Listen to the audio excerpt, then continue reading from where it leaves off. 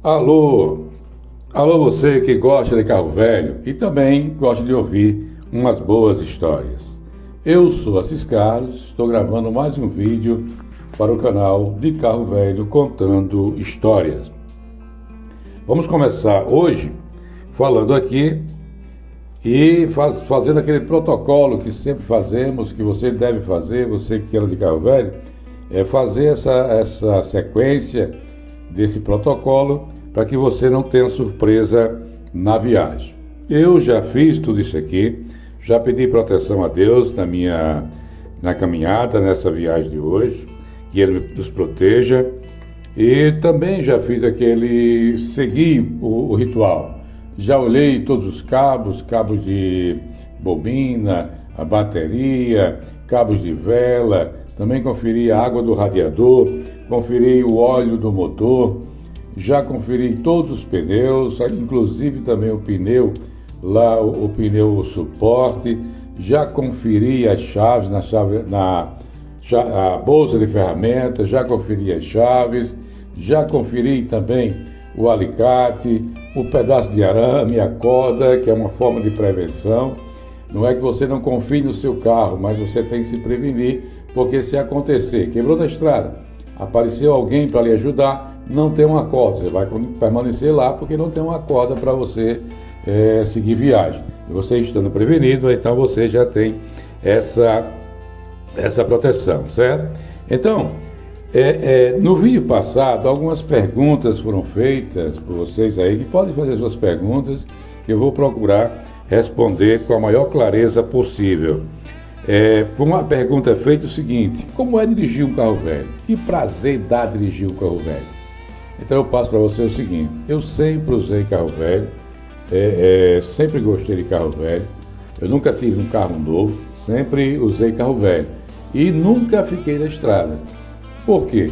Porque eu conheço o carro que eu tenho. Se aparecer algo estranho, uma batida, então eu vou lá conferir o que é. Se é um rolamento, se é uma peça que soltou. Então eu estou sempre nessa manutenção, né, para me dar uma segurança, na estrada. O dirigir um carro velho só sabe o prazer que realmente dirige. Se você não dirige um carro velho, tente dirigir, aí você faz uma avaliação se é gostoso ou se não. Eu acho prazeroso dirigir um carro velho. Por quê? O Chevette é um 79, então fico imaginando, eu faço uma viagem mental. Quando o Chevette foi lançado, eu tinha 19 anos, você imagina, né? Regressar nessa viagem do túnel do tempo e me colocar lá com 19 anos dirigindo um Chevette, né? Então, isso é a parte emocionante realmente. A outra pergunta que foi feita é o seguinte: e a manutenção do carro velho, como é que é? Olha, a manutenção do Chevette, que é o que eu vou falar para vocês, acredito que não seja muito diferente dos outros. A manutenção, se tocando da parte mecânica, não tem segredo, não tem nada de complicado. O que é mais complicado no Chevette, no Chevette 79, é a parte da lataria. A lataria é complicada e é cara. Para você sentir a diferença, num Chevette 83, aquele painel dianteiro que fica lá na frente do carro, no Chevette 83 não chega a R$300, mas se você for comprar no Chevette 79 é R$1.000. Então tem peças que essa disparidade de preço de um carro para outro, certo? Então cuidado nessa hora que você for realmente comprar esse carro velho, adquirir esse carro, porque as peças de reposição da lataria, eles são bem mais caros do que as peças da mecânica. E outra coisa, a mão de obra do mecânico é bem barato, não é nada também exorbitante não, não é nada fora do comum, é diferente de um carro moderno. Então a parte mecânica geralmente aumenta de preço, mas o carro antigo não. A parte mecânica é outra coisa, vantagem também. Onde você está, onde você parar na estrada, se acontecer de você parar na estrada, em todo canto tem um cara que mexe, tem um mecânico que mexe em carro velho, mas não mexe no carro novo. Então essa é a vantagem, certo? Então, gente, estamos aqui ao longo da estrada, nós vamos falando, conversando com vocês sobre essa situação. Aqui na cidade do Açu, onde eu moro, nós estamos saindo aqui, nós vamos até a cidade lá em Itajá, é a cidade onde foi construída a barragem Armando Ribeiro Gonçalves. Nós vamos lá falar da barragem e ao longo do caminho nós vamos falando também, conversando com vocês, explicando alguma coisa. Açu é uma cidade de médio porte, né? Não é uma cidade grande, 59 habitantes, é cidade de médio porte, mas falta muita coisa nessa cidade, principalmente a rodoviária. Então vamos passar em frente à rodoviária, não oferece estrutura nenhuma para os viajantes. Às vezes o viajante chega aqui, quer tomar um banho, não tem, certo? Não tem um banheiro que realmente ofereça essas condições, principalmente para a mulher, tomar o seu banho, fazer a sua higiene, né? Não tem condições para isso. Realmente deixa muito a desejar essa parte da assistência aos viajantes que passam aqui pela cidade do Açu. Aqui roda muito carro, muita empresa de ônibus, sai ônibus da João Pessoa, passa por aqui, vai até o Belém do Pará e passa aqui na rodoviária do Açu. E não, às vezes querem descer para ir num banheiro e não tem essa estrutura, certo? Isso aí falta muito aqui na cidade do Açu.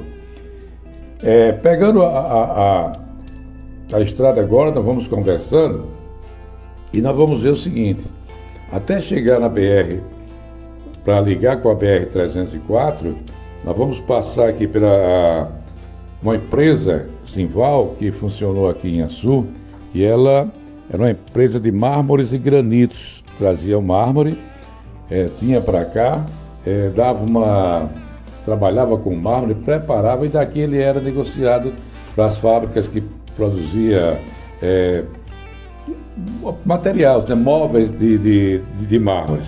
E realmente era uma coisa bem bonita na hora de negociar. Era uma forma diferente, substituindo a madeira, aqueles móveis que eram de madeira, de repente passou a ser fabricado por mármores.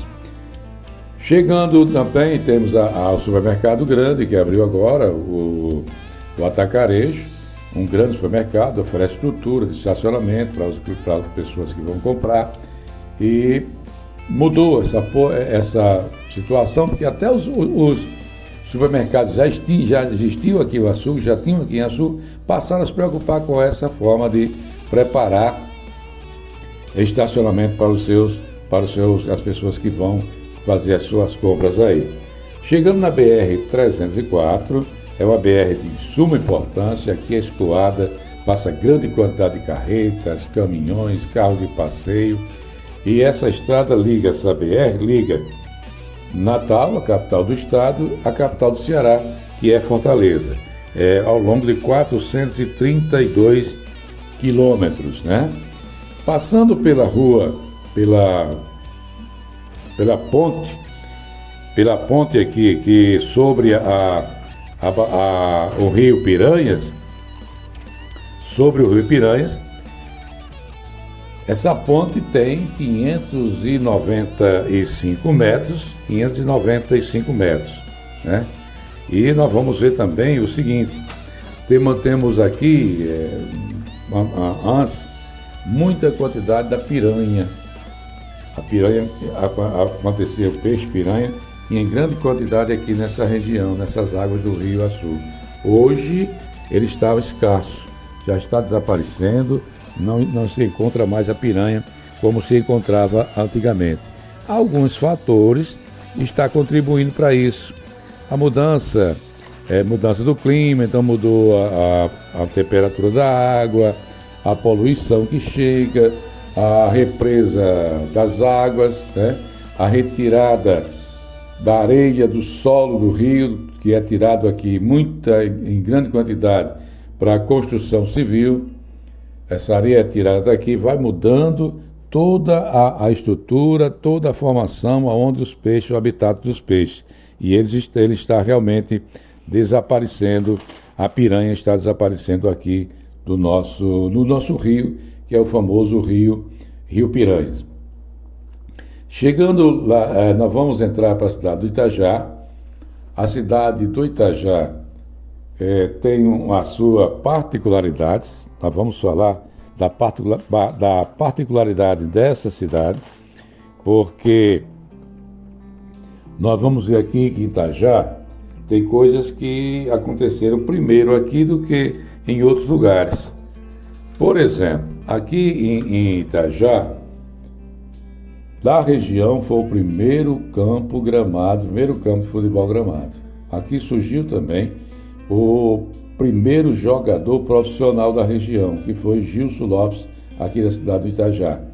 Também aqui em Itajá tem a vaquejadas, a famosa vaquejada daqui do Itajá.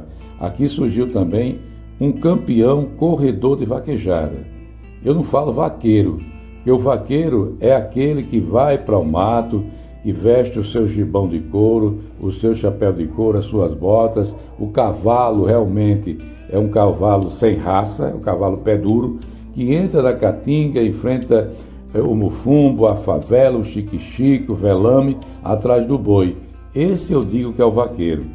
Esse que corre vaquejada, numa pista iluminada, com toda preparada, com areia, né? Com toda a estrutura, com arquibancada. Ele corre num cavalo quase de terceiro andar, de raça, largo, parece um bichão grande. Então esse não é o vaqueiro, eu não considero vaqueiro. Eu conheço, eu chamo de corredor de vaquejada, campeão de vaquejada. E aqui no Itajá nós temos o Delcio Cosme, que ganhou prêmio até no Rio de Janeiro, ao lado também do saudoso Hélio Lopes, que também era pareia com ele nessas vaquejadas. Então nós falamos também que aqui surgiu o primeiro campo de futebol, surgiu também o primeiro jogador, que já falamos que foi o Gilson Lopes. Mas também temos outros importantes, né? O pioneiro foi Gilson, mas aí tivemos outros jogadores, Zinha, que hoje mora no México, vive também do futebol, disputou a Copa do Mundo por aqui, é naturalizado mexicano, né? Nós temos também o Souza, que é o expoente maior, chegou a vestir a camisa da seleção brasileira, né? Da seleção brasileira aqui. E o Itajá, vamos falar agora, mas nós adiantamos o papo, foi crescendo e agora nós vamos ter que voltar um pouco atrás. O Itajá, ele pertencia a Ipanguaçu. Foi emancipado em junho de 1992 e teve como seu primeiro prefeito Gilberto Lopes, foi o primeiro prefeito da cidade de Itajá, que antes era município de Ipanguaçu. Essas terras do Itajá, naquela política de doação de terras pelo governo português aqui do Brasil, essas terras foram doadas ao alferes Guilherme Lopes Viegas. Daí a origem da família Lopes, família importante aqui nessa cidade. A família Lopes é a família predominante, mas tem também outras famílias, como a família Pessoa e a família Chimbinha. Eu cheguei a trabalhar para um dos Chimbinhas, que era Antônio Gonzaga Chimbinho, que era proprietário da Livraria Independência lá na cidade de Mossoró. Portanto, essas histórias que eu conto para vocês não são histórias que eu vi contar, ou que alguém me contou, ou que eu li um livro, não. São histórias em que eu sou personagem também dessa história. Falando do futebol, eu, quando era menino, saía de Açu para vir jogar aqui no Itajá, vinha a pé, certo? Vinha a pé de lá para cá para jogar aqui. E voltava a pé, conversando, às vezes discutindo porque perdemos o jogo, porque fulano perdeu o pênalti, porque fulano perdeu a bola. Então eu faço parte dessa história. Eu estou inserido nessa história, certo? Então, falando aí de futebol, aqui no Itajá existia um campeonato chamado Campeonato de Inverno. E eu cheguei a disputar esse campeonato aqui pela equipe do Vasco de Itajá. Viemos alguns jogadores lá do Açu para disputar aqui. Eu joguei com um camarada que era uma excelência, era uma elegância em campo. Se você conhece, se você que vai ouvir o vídeo, já ouviu falar dessa pessoa, Você pode concordar comigo ou discordar, dar a sua opinião.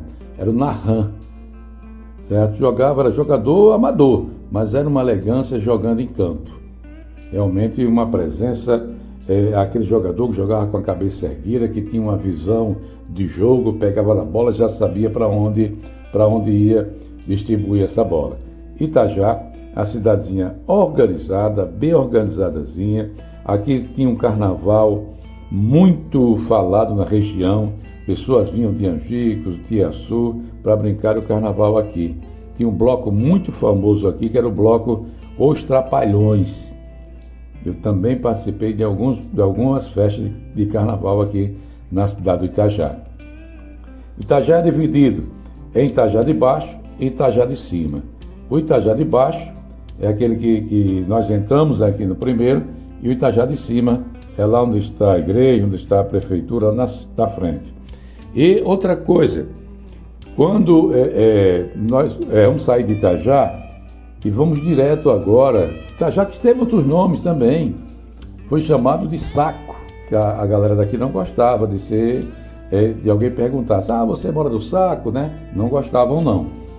Maracajá também era outro nome, até que chamou definitivamente Itajá, que na sua origem significa cidade de pedras.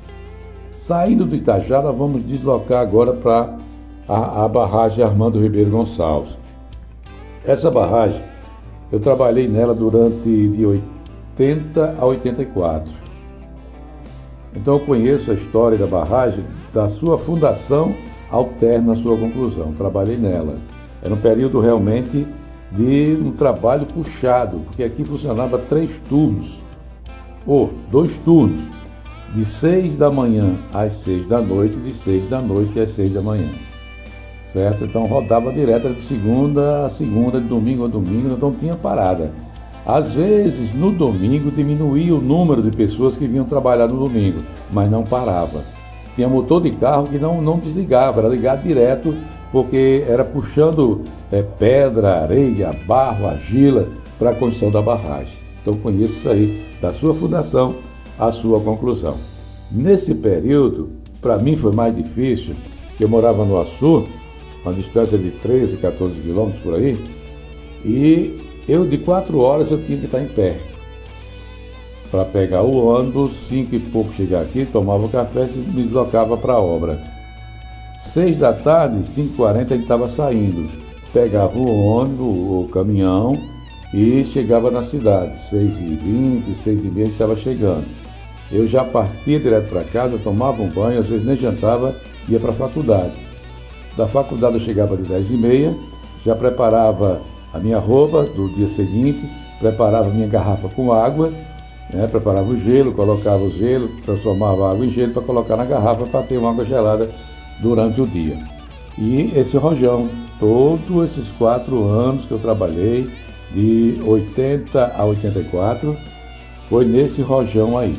E a gente vinha todos os dias, debaixo de chuva, se chovia, a gente tinha que estar aqui na obra para fazer essa atividade, certo? A barragem foi uma grande obra, todo mundo, ninguém esquece isso, ninguém esconde isso aí. Foi uma grande obra porque amenizou o problema da seca da região, né? Desenvolveu, deu melhores condições de desenvolvimento para a agricultura. Quando a barragem se instalou aqui para trabalhar, então ela trouxe a mão de obra especializada. Essa mão de obra veio da Bahia, veio de Pernambuco e a grande quantidade de mineiros. Já que a empresa é Andrade Gutierrez, que foi a firma construtora da empresa. Então trouxe toda essa gente de mão de obra especializada. Aqui do Açu não tinha. Ficou mais para mão de obra braçal. E essa mão de obra braçal, quando chegou a empresa aqui, ela tinha um salário diferenciado, diferente do nosso salário aqui. Então ela tinha mais vantagem para o trabalhador.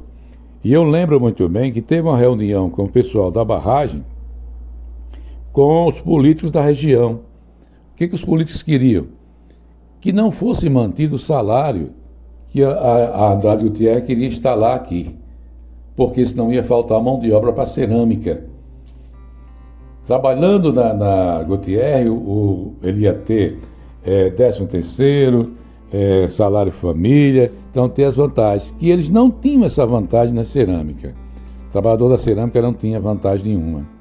Ao passar dos anos, é que esses trabalhadores passaram a brigar, criaram os sindicatos e começaram a conseguir algumas vantagens nessa atividade.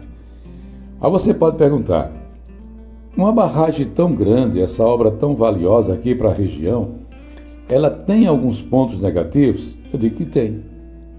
Toda obra tem seus pontos positivos e seus pontos negativos. A Sul, aqui, os pontos positivos foi armazenar água, auxiliar na agricultura, desenvolver a agricultura, a pecuária.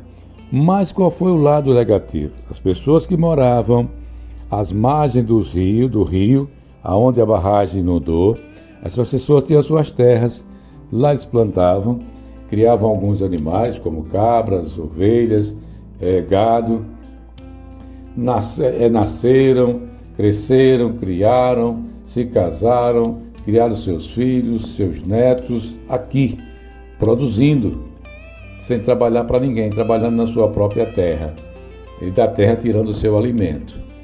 Para onde foi esse pessoal? Esse pessoal receberam uma indenização, muitos deles foram para a cidade, não tinha nenhuma especialização, nenhum conhecimento de trabalhar na cidade, um trabalho totalmente diferente, e se transformaram em mão de obra barata, né? E perderam também as suas terras, porque as terras que eles plantavam ficou inundada, ficou debaixo d'água. Então, eles tinham que sair para cima dos serrotes, das pedras, né? Por isso é a cidade de pedras, sobre pedras. Então não tinha condições de se desenvolver. Muitos foram para a cidade, compraram uma casinha, iniciaram um comércio pequeno, mas bem distante da realidade que eles viviam aqui nas suas terras, produzindo, vivendo, criando seus filhos e tendo essa liberdade, né? E agora se transformaram na mão de obra barata aqui na cidade. Então esse foi o ponto negativo. Outro ponto negativo, a cidade de São Rafael. A cidade de São Rafael, ela ficou inundada, ela está submersa.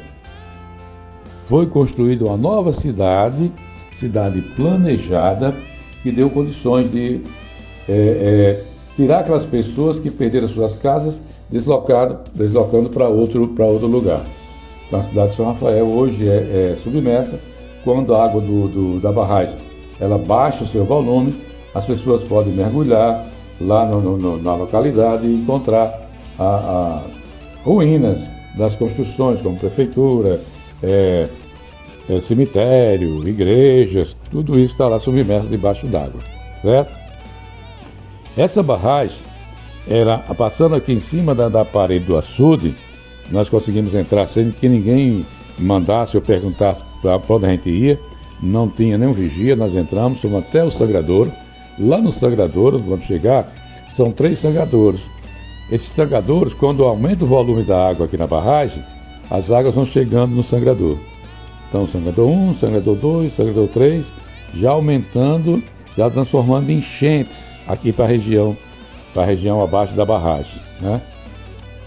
Até a cidade de Panguaçu sofre com essas enchentes, não como antes, mas ainda tem uma grande concentração de cheias ainda nessa época que a barragem aumenta de volume.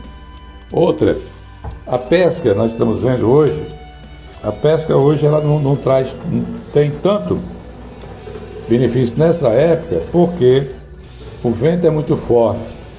A gente vê algumas pessoas pescando, mas de anzol. Lá para frente tem pescaria de canoas, de botes, eles vão pescar. Mas aqui na beira do açude, da lagoa, eles vão pescar de anzol. E a pescaria está fraca, porque muito vento, então não tem condições de pegar o peixe com mais facilidade, certo? Então, essa área aqui, os açudes estão lá, o sangradouro, a barragem vai enchendo, vai chegando no sangradouro e essa água vai aumentando o volume, descendo no leito do rio, com destino a Macau.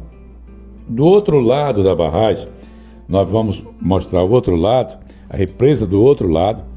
é onde nós chamamos, na época da construção, nós chamávamos de dique auxiliar. Esse dique auxiliar é o seguinte: ele é um dique preparado para ser destruído. Porque se aumentar o volume de água e esse volume de água ameaçar a segurança da barragem para estourar, então esse dique será bombardeado, será colocado bombas, ele vai para o espaço e vai diminuir o volume da água. Essa água vai pegando um outro caminho sem entrar aqui no Rio do Açu. Então esse dique tem essa função. É um dique construído já com essa finalidade. Ameaçou, então ele vai para o espaço para que, de certa forma, proteja a outra região que pode sofrer muito com esse aumento das enchentes, né? Afetando toda essa área aqui que depende a área depois da construção da barragem. Muita gente pergunta, você está aí, vai assistir o vídeo, vai perguntar, você já passou por aqui, já ouviu falar? A barragem do Açu. A barragem não é do Açu. A barragem ela é construída no leito do rio Açu, ou no Vale do Açu, mas a barragem pertence à cidade de Itajá. É tanto que a população de Itajá não paga água, porque de lá sai a água, né? A água que foi represada pertence a Itajá. Então lá em Itajá ninguém paga água, não tem cobrança de água nas torneiras das pessoas, certo, gente?